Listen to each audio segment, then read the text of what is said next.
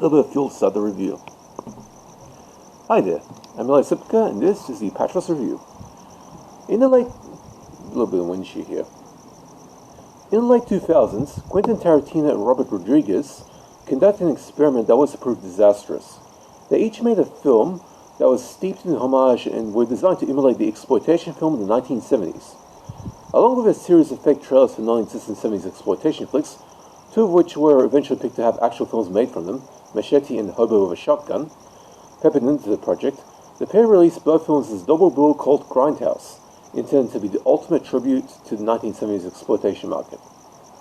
However, the project failed, mostly since most of the audience left after the first film ended, since they were unaware they were watching a double feature. As well as both films, Rodriguez's effort was the rather overbaked and inauthentic zombie film Planet Terror, while Tarantino's effort, the nasty thriller Death Grip, was clearly the better of the two, and had Kurt Russell play a psychopathic stuntman picking up chicks in his heavily modified Death Grip car, getting critically panned. To this day, the experiment was the only bomb in Tarantino's filmography. The worst thing about that whole Grindhouse experiment was that it left many young audiences with an incorrect perception of what the 1970s exploitation was about. Sure, many of the thrillers and horror flicks of the day were seriously nasty films. This was because the strict censorship standards of the day were finally removed in the late 60s, end of the 60s, and many filmmakers made films that pushed the envelope so far until the 1980s arrived, and they got nastiness out of their system, and they fell into a perfect mix that turned the 1980s movies into the best of the 20th century. And also influenced much of modern cinema for decades later, although the real trendsetters came around 1977 or so. Films like Star Wars, Dawn of the Dead, Alien, that sort of thing. But some of the things that Grindhouse claimed that those movies had were simply incorrect. First off, the term Grindhouse only applied to a subset of scuzzy cinemas that would constantly screen films with heavy doses of violence and also porno flicks. The term was derived from the fact that many of these theaters used to be burlesque joints, where they bump and grind. 1970s exploitation was never called Grindhouse in itself. Not only that, but some of the stylistic choices that the two Grindhouse features used, most notably the freeze frames and flashbacks, as well as the whole missing reel bullshit, were simply not around the 1970s exploitation market at all. With regards to the missing reel stuff, if any cinema back then, no matter how scuzzy they were, tried that kind of bullshit, they would be losing patrons by a bucket load and having to issue a shitload of refunds. Anywho, with the film that is the subject of this review, the nasty 2010 flick Nude, Nuns, Big Guns, director Joseph Guzman made a film that is both a tribute to the counterfeit perception of Grindhouse and a tribute to the legitimate 1970s exploitation genre, the Nunsploitation genre. And by the way, the term Grindhouse only applied to some of those really crappy cinemas. Nunsploitation was a subset of 70s exploitation that existed for a brief moment, only like a couple of years, but was strangely popular for that moment, with their films revolving around Catholic nuns acting seriously nasty and doing the nasty, usually with each other. These films received a significant negative reception at the time, and the Vatican definitely was pissed off by them, but were popular at the local grindhouse before the genre disappeared almost swiftly as it came.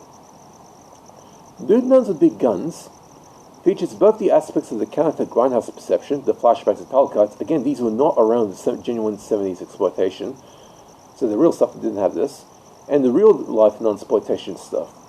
A bus filled with cocaine-smuggling nuns stops in the middle of the Mexican desert to do a drug deal with a gang of some seriously nasty bikers, when the bikers realize that one of their packages of smack happens to be missing. The leader of the gang heads into the bus and shoots down all but one of the nuns as retaliation, right after he gets his missing coke bag back. The sole surviving nun is then taken into slavery, where she is constantly given doses of heroin and pimped out to pervert priests looking for a good time, before an overdose and an encounter with a real shithead clergyman causes her to go half-past dead and give a message from the Holy Spirit himself to come back and undertake a mission of revenge against the sinners who put her there.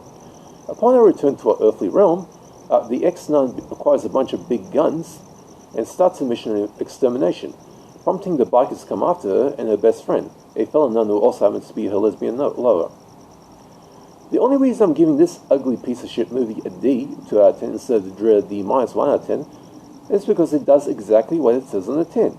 The one thing you expect from a movie called Nude, Nuns with Big Guns is to see some nuns shooting people with big guns, while completely in their birthday suit. And this film delivers that by the truckload. Okay, so there are only about, 2 nuns throughout the movie that use some pretty big guns, but almost every nun you see is naked at some point. Plus, the whole lesbian nun thing that for the original authentic nunsploitation genre had is also used here. So this film is somewhat authentic in that department, and you get exactly what you wanted with this one. So it lives up to its title. However, the movie is nasty to the point that only those who are hardened for sexual assault fantasies. This movie has several scenes of women being forced upon by bikers. Now, only those people will be loving this flick enough to own a copy in the collection. Now, the reason I have this film is for a couple of reasons. One, as academic purposes, as a reference point for this type of movie.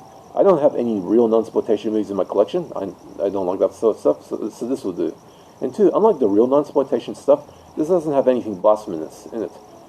And alright, a third reason, it originally came in the box set, so I didn't seek it out personally. It just got as a package deal with some other much better movies. Other than that, this is one of those movies you should do best to avoid. Or if you're the type of person who enjoys nunsploitation, well then this one's the only post-millennial one I can know about, so you're going to enjoy it. So this gets a D, 2 out of 10. It's bad. Now if we go nudity, some gore effects, including a severed penis from the lead biker, but the nudity is plentiful, with the boob count in the dozens, as well as some butts and bush. Oh, and by the way, in case you're wondering why drug cartels force their cocaine slaves to be naked while packaging stuff, it's to prevent them from pinching some of the stuff behind them in their clothes, just so you know. I'm not reviewing the DVD itself, but I will point out that it was released in Australia by Vendetta Films, a label that was around since the late 2000s, issuing plenty of independent genre films, and also handling local releases of the Asylum's catalogue since the end of the rental market. So you'll find, so basically all the 2010s Asylum mockbusters were released by Vendetta Films in Australia. Before that, they were released by Peacock Films, a rental label. Okay, hope you guys enjoy that. If you have any questions, comments, or associated review for this review subject, please leave in the comments. I'll be happy to respond. Hope you guys are staying safe, take it easy, and see ya. Oh, and if you see any naked nuns with big guns coming your way, run.